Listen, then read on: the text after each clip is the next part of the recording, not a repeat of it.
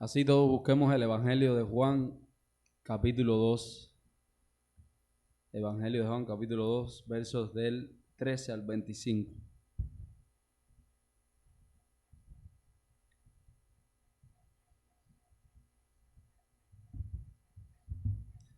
Así dice la palabra de Dios. Estaba cerca la Pascua de los judíos y subió Jesús a Jerusalén. Y halló en el templo a los que vendían bueyes, ovejas y palomas, y a los cambistas allí sentados. Y haciendo un azote de cuerdas, echó fuera del templo a todos, y las ovejas y los bueyes, y esparció las monedas de los cambistas, y volcó las mesas. Y dijo a los que vendían palomas: quitad de aquí esto, y no hagáis de la casa de mi padre casa de mercado. Entonces se acordaron sus discípulos que está escrito: el celo de tu casa me consume.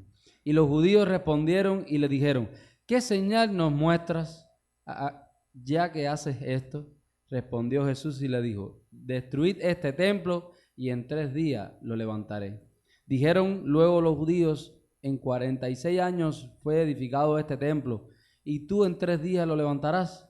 Mas él hablaba del templo de su cuerpo. Por tanto, cuando resucitó entre los muertos, sus discípulos se acordaron que había dicho esto y creyeron la escritura y la palabra que Jesús había dicho.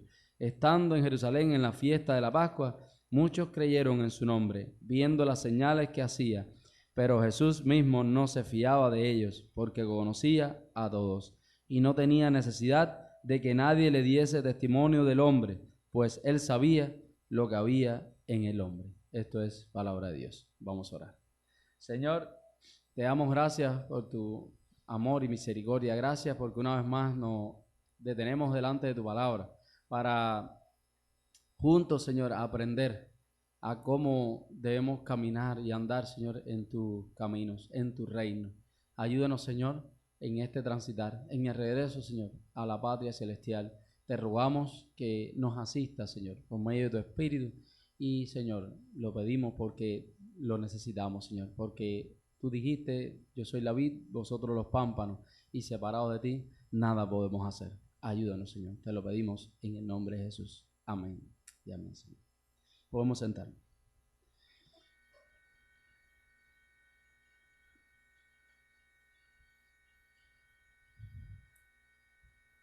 Hoy seguimos caminando por el camino de la Cuaresma hacia la Pascua, que vamos a celebrar finales de este mes y principio del otro. Este tiempo en el que estamos transitando, y específicamente este texto que acabamos de leer, vemos cómo Jesús arrojó a los mercaderes fuera del templo. Contemplamos hoy a Jesucristo en un momento de indignación, un momento de enfado. Encontramos allí en el templo a vendedores, a negociantes que vendían ovejas y palomas, y también estaban los cambistas, y a todos ellos le tocó pues a Jesús echar, ¿no? Dice que volcó las mesas, las monedas, y volcó las mesas, y tuvieron con un látigo, pues con azote le echó a todos del templo. Al entrar en esta semana, tercera semana de la Cuaresma, las lecturas que hemos leído nos recuerdan el amor de Dios para con nosotros, que pronto se pondrá, ¿no?, en evidencia en la cruz del Calvario, allí en el sufrimiento de Cristo por medio de su muerte en la cruz. Notamos y vemos en la primera lectura, Éxodo capítulo 20 del 1 al 17, Dios le habla al pueblo de Israel después de haber salido de Egipto y teniendo en cuenta que iba a entrar a la tierra prometida. Pues vemos la liberación, después de esta gran liberación que había dado Dios a su pueblo, de esta esclavitud en Egipto. Pues Dios manda a Moisés al monte Sinaí, allá encima de la montaña, les da los 10 mandamientos. Pero Dios sabía, y como leímos al final de este verso de Juan, Dios conoce al hombre, pues sabía lo que había en el hombre. Dios sabía lo que había en el corazón, también desde siempre, en el corazón de los seres humanos. Y Moisés estaba encima, es decir, se le estaba dictando los mandamientos. Y notamos que el pueblo de Dios se empezó a desesperar, porque Moisés no venía y estaban intranquilos. Y tuvieron la necesidad de agradecer y alabar a algo. ¿Y qué hicieron con todo lo que habían sacado de Egipto? Pues fundieron un becerro de oro. Y vemos cómo Dios estaba dándole la ley a su pueblo y Dios sabía por qué lo estaba haciendo. Porque era necesario que fuera así, para que el pueblo de Israel no pusiera dioses delante de él.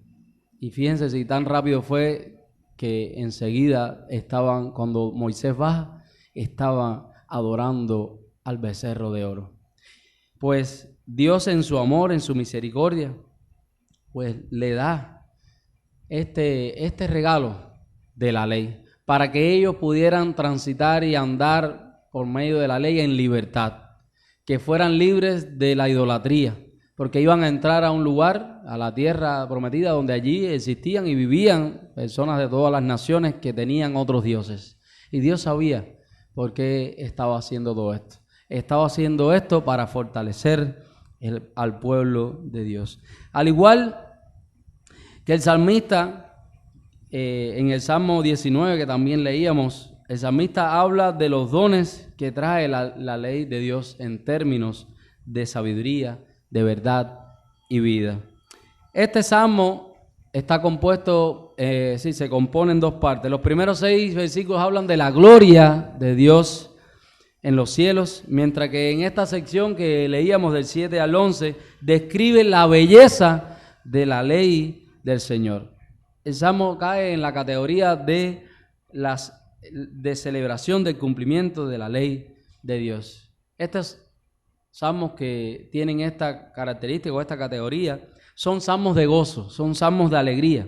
Pues, ¿qué trae la obediencia a la ley? Tristeza, dolor, abruma nuestro corazón la ley. No. ¿Trae opresión? ¿Trae prisión? No, ¿verdad? Trae libertad, trae una respuesta amorosa y gozosa a un regalo que fue dado con amor. La ley no es una carga, sino vemos en el salmista lo describe, la ley es vida, es un placer, es un privilegio que revive a los seres humanos, que da orden al caos. Imagínense ustedes un mundo sin ley. Imagínense ustedes un juego de fútbol o de béisbol sin reglas. ¿Cómo sería? Sería un caos, ¿verdad?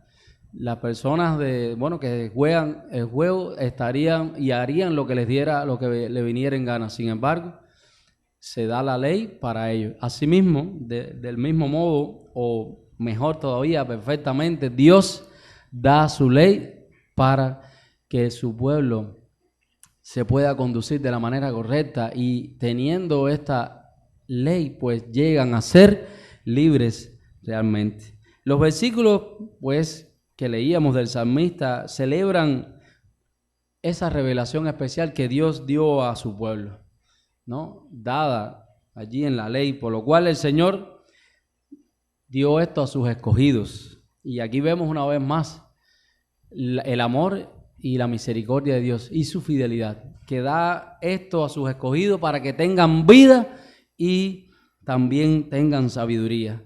La ley, pues, dada a Israel en el Sinaí, pues no restringe, sino que libera, porque muestra cómo Israel, también nosotros, podemos vivir como el pueblo de Dios redimido, salvo, ¿verdad? Que puede ahora, después de haber sido dada la ley, puede vivir a imagen de Dios y representándolo a Él ante todas las naciones, ante todo el mundo. Al pueblo de Dios se le muestra el camino en cómo debe andar. Al pueblo de Dios se le dice, como dijo también Levítico 19, dice, sean santos porque yo soy santo. Es por ello que el salmista dice que los preceptos del Señor son más deseables que el oro y más dulces que la miel. La respuesta del Salmo, que dice que solo en la ley tienen palabras de vida, está dada también en el Evangelio de Juan. Dice, Señor, tú tienes palabra de vida eterna. Juan 6:68. Notamos también la manera en que Dios muestra su amor para que el hombre no siga idolatrando imágenes ni siquiera personas. También en la segunda lectura nos propone la sabiduría de la cruz.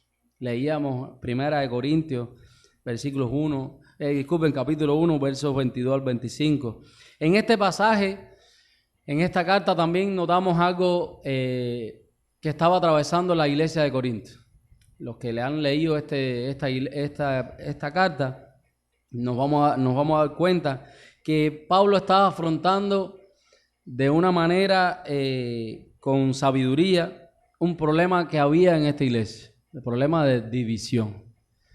Dice, unos decían yo soy de Apolos, otros de Pedro, otros de Pablo. También seguramente unos decían, aunque no lo dice el texto, otros decían yo soy de Cristo. Pero indiscutiblemente lo que Pablo estaba queriendo decir es que Cristo, cuando dijo que Cristo, predicamos y anunciamos al Cristo crucificado, lo que estaba queriendo decir era que en Cristo es donde único se encuentra el sentido de la vida, el sentido de todo cuanto acontece en nosotros. Y en vez de darle una reprimenda moralizante y sin sentido, propone la unidad y la comunión de la comunidad de una manera impactante y maravillosa. Dicen, cuando se sientan tentados a identificarse con alguna persona y mirarla para seguir su ejemplo, miren a la cruz de Cristo. Pablo habla de Cristo, el Cristo crucificado frente al que no caben las divisiones, el valer más o menos, el ser los primeros o ser los últimos, porque en la cruz se revela al Dios que se humilló hasta tal punto que se dio a sí mismo, se entregó por amor a nosotros. Ese Cristo crucificado, revelación del verdadero Dios, es locura, decía el texto que leíamos también. ¿Locura para quién? Para algunos, para los judíos. ¿Por qué? Porque siempre los judíos concebían que veían a Dios desde la grandeza. No podían entender cómo un rey podía venir o humillarse y venir en forma humilde como lo hizo Jesús. También locura para la sabiduría de este mundo, que es también una sabiduría absurda para los griegos.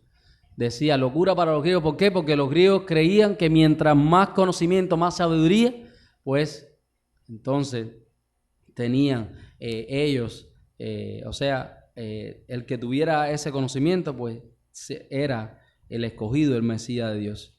Con un estilo, pues, de preguntas retóricas, Pablo insiste si los sabios y los entendidos, los investigadores pueden ofrecer el sentido profundo y radical de nuestra vida. Si las personas, si el ser humano podía dar sentido, dar orden, dar vida a los seres humanos. Lo único, hermanos y hermanas, que puede darle sentido a nuestra vida es aferrarnos a Cristo, someternos a Él y vivir junto a Él. Tenemos en Jesús la revelación última de lo que Dios quiere de nosotros. Cristo es la ley, Cristo es la vida, Cristo es el verbo, ¿verdad?, encarnado. Cristo es el modelo nuevo y definido de comportamiento. A Cristo es el que debemos mirar y observar cuando querramos buscar un ejemplo. Con qué sencillez y con qué claridad pues Pablo presenta esta verdad fundamental y dinámica. Cristo crucificado es la señal de los cristianos. Cuando nos sintamos tentados, ¿verdad?, a mirar a algo, tenemos que mirar la cruz de Cristo. Es gran símbolo. Cristo es el símbolo por excelencia. Cristo es la herencia de los hijos de Dios, que la iglesia puede presentar con sano orgullo, porque en Él reside la mejor sabiduría y la fuerza más eficaz. Puede que también hoy resulte una locura para algunos. Puede que la cruz de Cristo significa locura para los que están fuera, para los que no creen, para los que no confían, para muchos. Sin embargo, para los que han sido impactados y alcanzados por Dios, es poder. Los que han creído, pues este Cristo sigue siendo lo más puro, lo más noble y lo mejor que ha acontecido en toda la vida, en toda la historia. Para los que observan la muerte de Jesús desde fuera, puede ser una locura, un fracaso. Pero ¿qué es Cristo para nosotros? Poder, vida. En el Evangelio también vemos cómo Cristo purifica el templo. Y suele ocurrir con mucha frecuencia cuando hay dinero, cuando hay negocio de por medio, hasta lo más sagrado termina corrompiéndose. Así había sucedido en el templo de Jerusalén. No sé si han visto seguramente las películas de la vida de Jesús, la vida pública de Jesús. Vemos cómo lo que se hacía para hacer los sacrificios, las personas venían de todas las provincias, de todos los lugares para rendir, es decir, una vez al año tenían que hacer sacrificio en el templo de Jerusalén. Y muchos vivían a cientos de kilómetros. Y les era bien difícil desde donde ellos venían poder traer un animalito para sacrificarlo.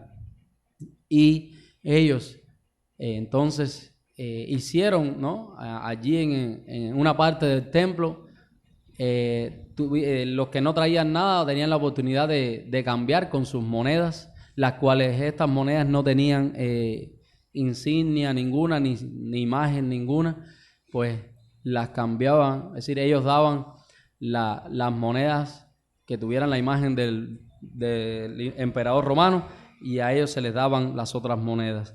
Y así ellos recibían también de los animales, a los pobres con una paloma, es decir, para que ellos pudieran agradecer a Dios por lo que Dios había hecho por ellos.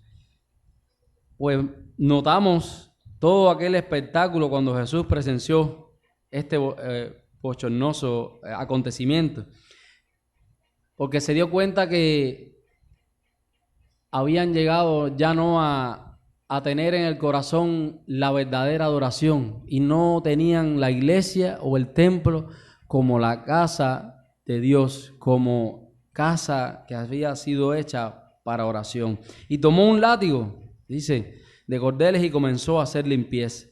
Echó tanto los animales como volcó las mesas, tiró a tierra a todas las monedas, y dijo a los presentes, llenos de ira, dijo: fuera de este lugar, porque este lugar es casa de oración. Aquí notamos también cómo Jesucristo observa lo que sucede. Y si Cristo viniera y se presentara hoy en la iglesia, si mirara nuestro corazón, si mirara mientras pasábamos en la liturgia o quizás en este momento, ¿cuál sería la advertencia que nos daría a nosotros?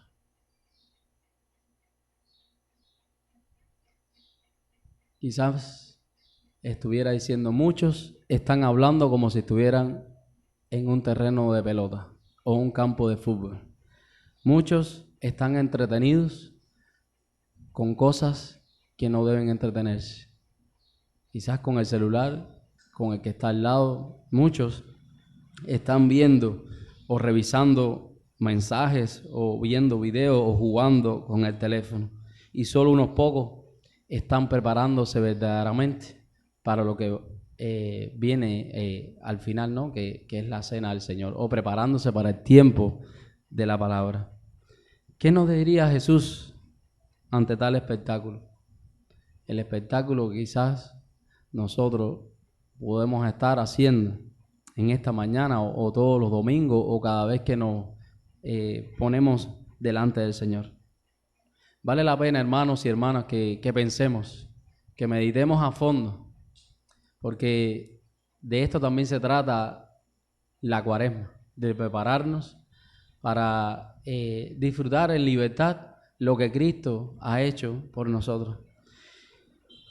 Vale la pena porque ahora que le estamos acompañando para celebrar la Pascua, y esta lectura tiene un significado, disculpen, específico, que nos remite también al misterio de Cristo y la obra que Él hizo, ¿verdad? Que anuncia la alegría también de la Pascua.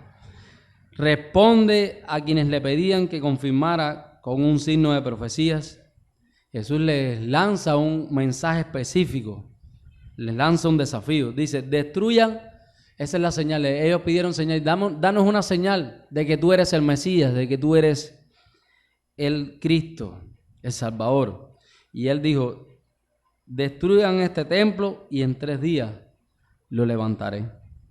El mismo evangelista advierte que hablaba del mismo Cristo, es decir, de su propio cuerpo, aludiendo a la futura resurrección. Así, la humanidad de Cristo se presenta como el verdadero templo, como la casa viva, como la verdadera ley, el verdadero centro de la adoración a Dios. Pues Él dijo, este lugar o yo, el templo que era el mismo, será destruido. ¿Dónde iba a ser destruido Cristo? Más adelante, ¿verdad? En la cruz, en el Gólgota, en el Calvario. Pero inmediatamente también da una esperanza, da un consuelo. Ese mismo que será destruido, también este templo será reconstruido. ¿En quién? Para la gloria y la honra de Dios, para transformar a los demás en las moradas espirituales, para que todos aquellos que acojan el mensaje del Evangelio puedan vivir una vida en plenitud y una vida nueva. En conclusión, hermanos y hermanas, Dios, nuestro Padre, el Creador de todas las cosas cuanto existen, ha hecho un pacto con todos nosotros, ha hecho un pacto con todo su pueblo, con todos sus hijos, y lo ha hecho a través de la ley, a través de su palabra, y dio su palabra para que todos aquellos que creyeran en ella, pues tuvieran la salvación de sus vidas, para así de esta manera hacernos su pueblo. Aquel que antes de que el mundo fuese, nos amó y nos eligió para crearnos y para derramar su gracia en nosotros, nos ha enviado así de esta manera también el Espíritu, para que podamos hacer todas las cosas que por nosotros mismos no podemos hacer. Para que así nos ha enviado también su palabra, para que podamos ser santificados y ser convertidos del todo. Solo entonces, hermanos, sometiéndonos a su palabra, conoceremos realmente qué es la vida. Si queremos vivir a plenitud, sometámonos a Dios. Solo si nos sometemos a su palabra aprenderemos a vivir. Solo así seremos entrenados para vivir en el paraíso. El que no desee someterse a Dios, a Cristo, o someterse a la palabra de Dios, todavía no está preparado para vivir en el paraíso, donde nuestro cuerpo así aún regresará a la tierra para esperar la resurrección del Señor. Hacer morir entonces nosotros todo aquello que nos aleja. Es un tiempo importante también para la iglesia, el tiempo que estamos viviendo, ¿verdad? Que es el tiempo, como decíamos, de la Cuaresma. Porque tenemos que hacer morir todo aquello que nos aleja de la palabra, todo aquello que nos aleja de Dios. ¿Por qué? Porque el camino para transitar únicamente y vivir eternamente en el mundo venidero, pues es a través de Cristo y su resurrección. Cristo dijo: estas son las palabras que le hablé estando aún con ustedes, que era necesario que se cumpliese todo lo que está escrito en mi ley, en la ley de Moisés, en los profetas y también en los salmos. Las palabras que yo les he hablado son espíritu y son vida. El cielo y la tierra pasarán, pero mi palabra no pasará. Que Dios nos bendiga a todos. Vamos a orar. Señor amado, damos gracias una vez más por tu misericordia, por tu gracia, Señor, y por tu fidelidad. Damos gracias por tu palabra, porque en ella tenemos aliento, consuelo y esperanza. En ella tenemos la plenitud de nuestra vida. Señor, estamos pidiendo que nos ayudes para poder vivir santamente, Señor, e imitarte a ti, Señor. Señor, estamos suplicando que obres en nuestros corazones. Y si hemos tomado o cogido el Evangelio para negocio, para buscar un beneficio material, pues Señor, estamos pidiendo que nos quites esto del corazón. Porque tú, Señor, nos has llamado a la santificación y purificaste el templo, porque querías también que tu pueblo se enfocara y no pusiera la imagen y la vista en una construcción de 4 paredes, sino pusieran la vista en ti, el templo de Dios. Y así, de esa misma manera que tú te ofreciste en la cruz, ese Cristo que para muchos es locura, para nosotros es poder de Dios y sabiduría y vida. Por tanto, Señor, que a ese Cristo podamos seguir en el camino. Y mientras regresamos, oh Dios, al paraíso, a la cielo y tierra prometida, podamos vivir según tu voluntad. Ayúdanos, Señor, lo necesitamos. Te lo suplicamos, Padre, que cambies y transformes con acciones medibles por medio de tu Espíritu. Obra en nuestros corazones y en nuestras vidas, Señor. Te lo suplicamos, Señor, porque solo tú nos puedes dar vida. Y en ti encontramos el sentido real de la vida, Señor. Gracias por ser el camino, la verdad y la vida. En el nombre de Jesús oramos. Amén y amén, Señor.